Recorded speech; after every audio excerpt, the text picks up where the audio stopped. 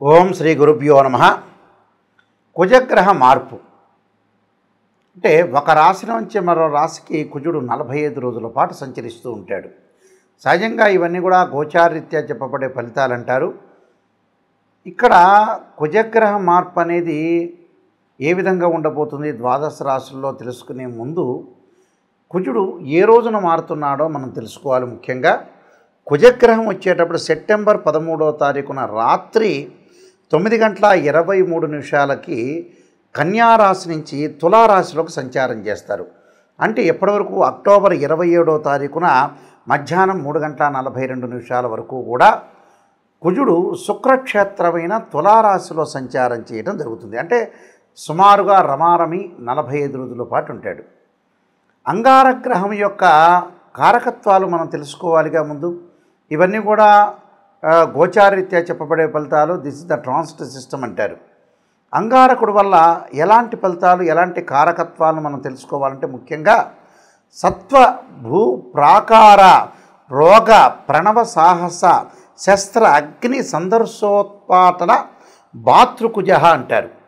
అంటే ఏదైతే మనం కుజగ్రహం యొక్క కారకత్వాలు తెలుసుకుంటే కుజుడు ఎలాంటి ఫలితాన్ని ఇస్తుందో మనం శాస్త్రం ద్వారా తెలుసుకున్నట్టు ఉంటుంది. అంటే భూ సంబంధమైన వ్యవహారాలు, అలానే కోర్టు, రియల్ ఎస్టేటు, అన్నదమ్ముల మధ్యలో సమస్యలు, కోర్టు, రక్షణ శాఖ, న్యాయవాదులు, జడ్జీలు, అలానే శారీరక సంబంధాలు, కెమికల్ కంపెనీసు, అలానే మార్కెటింగు, భూమి, ఇండ్ల నిర్మాణము, న్యాయ వ్యవస్థ, రక్షణ భటులు, అలానే మేస్త్రీ పనులు, యంత్ర సామర్థ్యము, యంత్ర సంబంధమైన విషయాల్లో కానీ మెకానికలు, రోగాలు, శస్త్రచికిత్సలు, అగ్ని భయాలు, ఇవన్నీ కూడా తెలిపేది ఏంటంటే అంగారగ్రహం. సాధారణంగా చాలామంది కూడా అంగారగ్రహం గురించి అన్నదమ్ముల మధ్యలో కానీ కోర్టు సమస్యలు కానీ వచ్చే అవకాశాలు అనేవి ఎక్కువగా ఉంటాయి. అలానే ప్రమాదాలు, యాక్సిడెంట్లు, అలానే ఆరోగ్యపరంగా ఉండే ఇబ్బందులు, దీర్ఘకాలిక వ్యాధులు అన్నీ కూడా రిప్రజెంటివ్ చేసే ప్లానెట్ ఏంటంటే అంగారక గ్రహం. అంటే సత్వ భూ ప్రాకార అంటారు. అంటే భూమి విషయాల్లో కానీ రోగ ప్రణవ సాహస అంటారు. అంటే రోగాల విషయంలో కానీ సాహసాలు చేయటంలో కానీ శస్త్ర అగ్ని భయాలు అంటారు. అంటే శస్త్రచికిత్సలు కానీ అగ్ని సంబంధించిన భయాలు కానీ అలానే సందర్శన ఉత్పాటన అంటే ఏదైనా సరే మన ఉత్పాతాలు అంటే భయాలు కానీ ప్రమాదాలు కానీ జరగటం ఒకటి. అలానే భాతృ కుజహ అంటారు. అంటే భాతృక కుజహ అంటే ఏంటంటే అన్నదమ్ముల మధ్యలో గొడవలు కానీ కోర్టు సమస్యలు కానీ ఇవన్నీ కూడా రాకుండా ఉండటానికి రావటానికి కూడా మంచి స్థానంలో ఉంటేనేమో రాదు, చెడ్డ స్థానంలో కుజుడు అశుభ స్థానంలో ఉంటే కుజుడి యొక్క దోషం అనేది బాగా ఏర్పడుతుంది అని అర్థం. అలానే ఇవన్నీ కూడా జన్మజాతకాన్ని బట్టి అనుసరించేవి కావు. జన్మజాతకం వేరు, గోచారం వేరు. గోచారం ఎప్పుడు కూడా 20% అనేది ఉంటుంది. అలానే బర్త్ చార్ట్ అనేది 80% ఉంటుంది. ఎందుకు గోచారం గురువుగారు చూస్తున్నారంటే ఎంతో కొంత మన అదృష్టం అనేది కొంత ఆవగించంతన్నా ఉండాలి కదా అనే విషయంలో గోచారం కూడా ఒక్కొక్కప్పుడు సపోర్ట్ చేస్తుంది. కాబట్టి ప్రతి వాళ్ళు కూడా గోచారరీత్యా ఫలితాలని చెప్పే అవకాశం ఇది ఒకటి ఉంటుంది. కాబట్టి కుజుడు తమ రాశి నుంచి 3, 6, 11 స్థానాల్లో సుఫలితాన్ని ఇచ్చే అవకాశం అనేది ఒకటి ఉంటుంది. కాబట్టి కుజుడు యొక్క ప్రభావం అనేది ద్వాదశ రాశుల మీద ఏ విధంగా ఉందో ఒక్కసారి మనం పరిశీలన చేద్దాం. ద్వాదశ రాశుల్లో మొట్టమొదటి రాశి అయిన మేషరాశి వాళ్ళకి గోచారరీత్యా కుజగ్రహం యొక్క మార్పు ఏ విధంగా ఉందో తెలుసుకుందాం. రాస్యాధిపతి అలానే ఈ రాస్యాధిపతి అయిన కుజుడు మనకి తులారాశిలో సంచారం చేస్తున్నాడు. అంటే రాస్యాధిపతి అయ్యాడు. అష్టమాధిపతి అయిన కుజుడు సప్తమ స్థానంలో శుక్రక్షేత్రంలో అంగారకుడి యొక్క ప్రభావం ఏ విధంగా ఉందో తెలుసుకుందాం. సహజంగా ఎలా ఉంటుందనంటే సప్తమ స్థానంలో కుజుడి యొక్క ప్రభావాన్ని మనం చూసుకునేటట్టయితే అన్న వస్త్రాది రాహిత్యం సదా క్లేశ స్వబంధుభి అంటారు. అంటే కువార్త పుత్ర భాతృణాం క్రోధ సప్తమేగే కుజే అంటారు. అంటే సప్తమ స్థానంలో కుజుడుంటే కొద్దిగా జాగ్రత్తగా ఉండాలి. అంటే ఆర్థిక స్థితిగతుల విషయంలో జాగ్రత్తగా ఉండాలి. ఫైనాన్షియల్ పొజిషన్లో కూడా కొంత జాగ్రత్తగా ఉండాలి. అలానే వృత్తి వ్యాపారాల యందు కొంత ఆటంకం కలిగే అవకాశాలు ఉంటాయి. శ్రమజీవులకి అన్నము వస్త్రము కొత్తగా కొంత ఆటంకాలు కలిగే అవకాశాలు ఉంటాయి. బంధుమిత్రులతోటి వైషమ్యాలు కలగకుండా చూసుకోవాలి. అలానే భూరీత్యా కూడా భూ వివాదాలు కలగకుండా చూసుకోవాలి. భూమి కానీ కోర్టు సమస్యలు కానీ ఇలాంటివి కలగకుండా పనిలేని ప్రయాణాలు చేయకూడదు.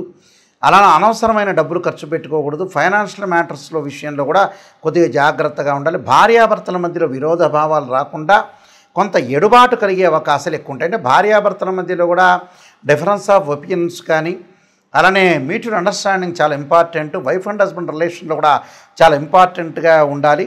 అలానే రహస్య అవయవములు ఏవైతే ఉంటాయో వాటికి వ్యాధులు కలిగే అవకాశాలు ఖచ్చితంగా ఉంటాయి. కాబట్టి దీర్ఘకాలిక వ్యాధులు ఉన్నవాళ్ళు కానీ అలానే భార్యాభర్తల యొక్క సమస్యలు ఏకాభిప్రాయం అనేది చాలా ఇంపార్టెంట్. ఏకాభిప్రాయంతో పాటు అనవసరంగా భార్య ఒక మాట అన్నా భర్త ఒక మాట అన్నా సర్దిపుచ్చుకునేటట్టుగా ఉండాలి, చాలా ఇంపార్టెంట్ ఇందులో. అలానే దానితో పాటు ప్రతిదాన్ని కూడా ఎలిగేషన్ చేసుకొని ముందుకు వెళ్ళకూడదు. ఎందుకంటే అన్న వస్త్రాది రాహిత్యం అంటారు అక్కడ. అంటే దరిద్ర బాధలు అనేవి కలగకుండా చూసుకోవాలి. అలానే ఇక్కడ సదా క్లేశ అంటారు. అంటే వీళ్ళకి ముఖ్యంగా తీరని సంతాపములు, అంటే ఏదైనా సరే జాగ్రత్తగా ఉండాలి.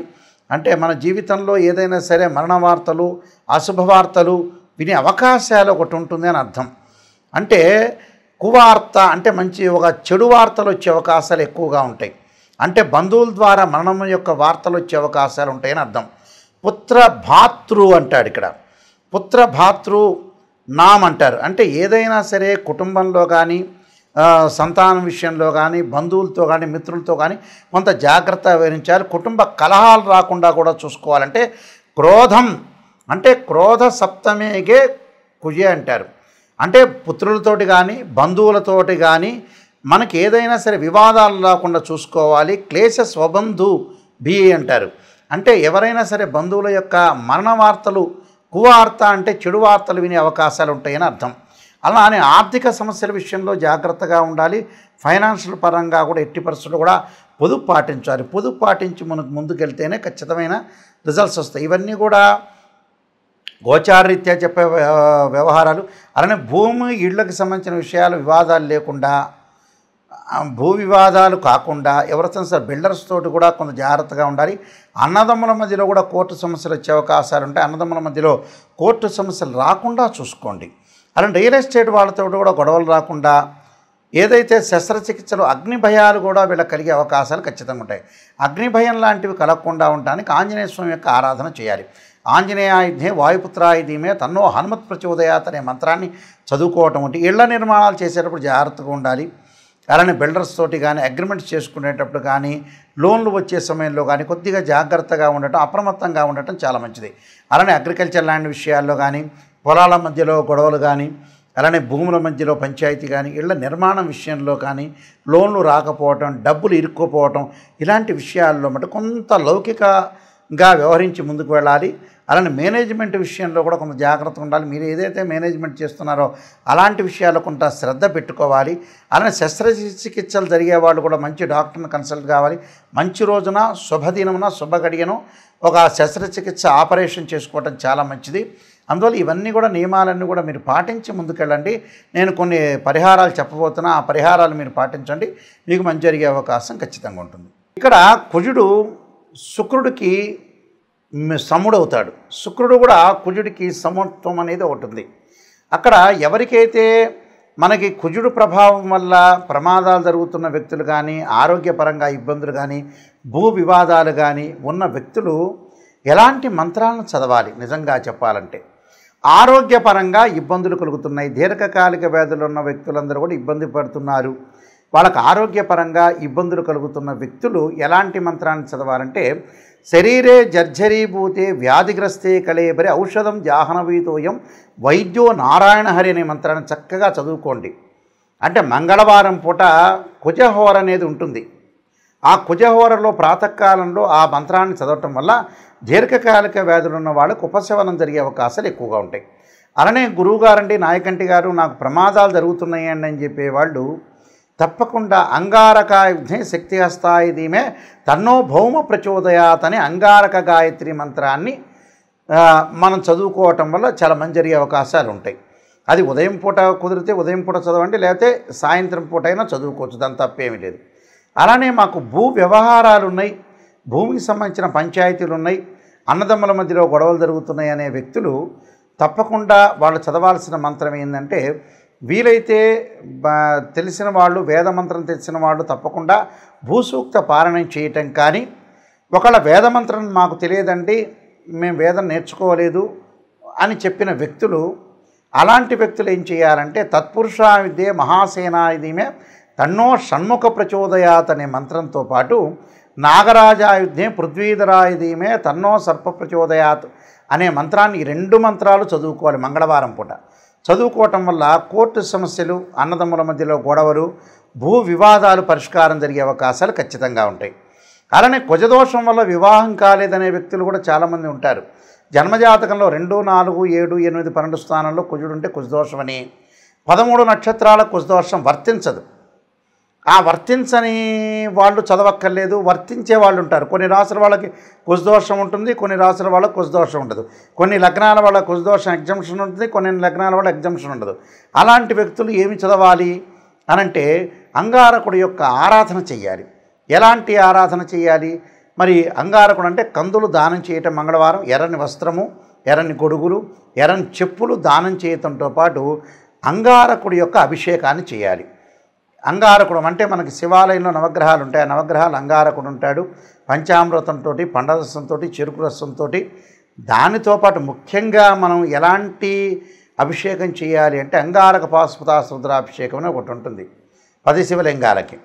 అలానే అంగారకుడు ఎప్పుడైనా సరే అభిషేకం చేసేటప్పుడు దానిమ్మ గింజల రసంతో అభిషేకం చేయటం వల్ల చాలా మంచి జరుగుతుంది. దానితో పాటు బ్రాహ్మణులు చేస్తూ ఉండగా మీరు ఎలాంటి మంత్రాన్ని ఉచ్చరించాలి అంటే ఖచ్చితంగా అంగారకాగ్నే శక్తి హస్తాయ ధీమే తన్నో భౌమ ప్రచోదయాత్ అనే మంత్రాన్ని, అలానే ధరణీగర్భ సంభూతం విద్యుత్కాంతి సమప్రభం కుమార శక్తి హస్తంచ మంగళం ప్రణమామ్యం అనే మంత్రాన్ని చదువుకుంటూ ఆ పురోహితుల ద్వారా మన అభిషేకం చేయటం వల్ల ఖచ్చితంగా కుజుడి యొక్క దోషం పోతుంది. అలాంటి జడ్జెస్ కానీ, న్యాయవాదులు కానీ, శస్త్రచికిత్సలు కానీ, మెడికల్ ల్యాబొరేటరీస్ వాళ్ళకు కానీ, మెడికల్ కంపెనీల వాళ్ళకు కానీ, డాక్టర్స్ కానీ ఎవరైనా సరే ఇలాంటి అంగారక పాశుపతాస్త్ర రుద్రాభిషేకము, అలానే అంగారక హోమం చేసుకోవటం కూడా చాలా మంచిది. అంగారక హోమానికంటే కూడా చాలామంది అంగారక పాశుపతాస్త్ర రుద్రాభిషేకంతో పాటు అంగారక పాశుపతాస్త్ర హోమం చేసుకుంటే బీజాక్షరాల సంపుటీకరణతోటి హోమం అనేది ఉంటుంది. అలాంటి హోమం చేసుకుంటే చాలా గుడ్ రిజల్ట్స్ వచ్చే అవకాశాలు ఖచ్చితంగా ఉంటాయి. అంటే ఇవన్నీ కూడా అంగారకుడు ఏదైతే మన జన్మజాతకంలో కానీ గోచారరీత్యా కానీ దోషం అనేది ఉంటుందో ఆ దోషానికి మనం ఎట్టి పరిస్థితుల్లో కూడా పరిహారం చేసుకోవాలంటే ఖచ్చితంగా అంగారకుడి యొక్క ఆరాధన చేసుకోవటం వంటి, వీలైతే శనివారం కానీ ఆదివారం కానీ 2 జంట సర్పాలను దానం చేయాలి. జంట సర్పాలు అంటే వెండితో చేసింది కానీ లేదా రాగితో కానీ చేసిన సర్పాలు ఏవైతే ఉంటాయో మనకు షాపులో దొరుకుతాయి. అలాంటి జంట సర్పాలని బ్రాహ్మణోత్తముల చేత పూజ చేసి ఒక బ్రాహ్మణ్ణి పిలిచి ఆయనకి వస్త్రదానము, గుడదానము, అలానే కందులు, దాంతోపాటు 2 జంట సర్పాన్ని, అలానే నెయ్యిని, ఆజ్యాన్ని దానం చేయటం వల్ల మనకి మంచి జరిగే అవకాశాలు ఎక్కువ ఉంటాయి. జీవితంలో కుజదోషం పోవడానికి మార్గం ఏమిటి అంటే ఇలాంటి వివాదాలు ఉన్న ఇళ్ళు కొనుగోలు చేయలేకపోతారు, ఇళ్ళు దగ్గరికి వచ్చేటట్టు వచ్చి లోన్లు రాలేకపోతుంటాయి, ఆ ఇంటి మీద ప్రమాదాలు, పొలాల యొక్క గొడవలు, పక్కింటి వాళ్ళతో ఎదుటి వాళ్ళతో గొడవలు, కాంపౌండ్ వాళ్ళ నుంచి గొడవలు, రియల్ ఎస్టేట్ రంగం సరిగా సాగని వాళ్ళు, కెమికల్ కంపెనీలు నడవని వాళ్ళు, ఇలాంటి వ్యక్తులను అగ్ని వల్ల భయం కలిగే వాళ్ళు, ఇలాంటివన్నీ శస్త్రచికిత్సలు చేసుకోలేని వాళ్ళు, ఆపరేషన్ నేను చేసుకోలేకపోతున్నాను భయం కలిగే వ్యక్తులు కూడా చాలామంది ఉంటారు. ఇలాంటి వాళ్ళందరూ కూడా న్యాయవాద వ్యవస్థలో ఉన్న, పోలీస్ డిపార్ట్మెంట్ వాళ్ళున్నా, ప్రమోషన్ రాని వాళ్ళున్నా, మేనేజ్మెంట్ చేసే వ్యక్తులున్నా, సైన్యంలో పాల్గొన్న వ్యక్తులు కానీ, మెకానికల్ లైఫ్లో అంటే బీటెక్లో మెకానికల్ ఇంజనీరింగ్ చేస్తారు, ఏదో ఒక షాప్ పెట్టుకుంటారు, మెకానిజం అనేది కరెక్ట్గా సాగలేకపోతుంది, వ్యాపార అభివృద్ధి అనేది అనుకూలంగా ఉండదు. అలానే బాలారిష్ట గండదోషాలు, కుజుడితో ఏర్పడే బాలారిష్ట గండదోషాలు, అగ్ని భయాలు ఉన్నట్టుండి ఉలిక్కి పట్టడం, భయం కలిగే అవకాశాలు కొంతమందికి ఉంటాయి. కాబట్టి ఇలాంటి వాళ్ళందరూ కూడా నేను చెప్పిన పరిహారాలు చేస్తే మంచి రిజల్ట్స్ వచ్చే అవకాశం ఎక్కువ ఉంటుంది. కుజుడు గురించి మీరు భయపడాల్సిన పని లేదు. ఇవన్నీ కూడా గోచారీత్యా చెప్పబడే ఫలితాలు. ఇక్కడ ఏదైతే కుజుడు ఏదైతే తులారాశిలో సంచారం చేస్తున్నాడో ఆ తులారాశికి అధిపతి శుక్రుడు. కుజుడికి శుక్రుడు సముడవుతాడు, శుక్రుడికి కూడా కుజుడు సమవుతాడు కాబట్టి నేను చెప్పిన పరిహారాలు చేయండి, మీకు మంచి జరిగే అవకాశం ఉంది. అంగారగ్రహం యొక్క సుబ్రహ్మణ్య స్వామి యొక్క అనుగ్రహం మేరకు కలగాలని ఆశిస్తూ సర్వే జనా సుఖినో భవంతు.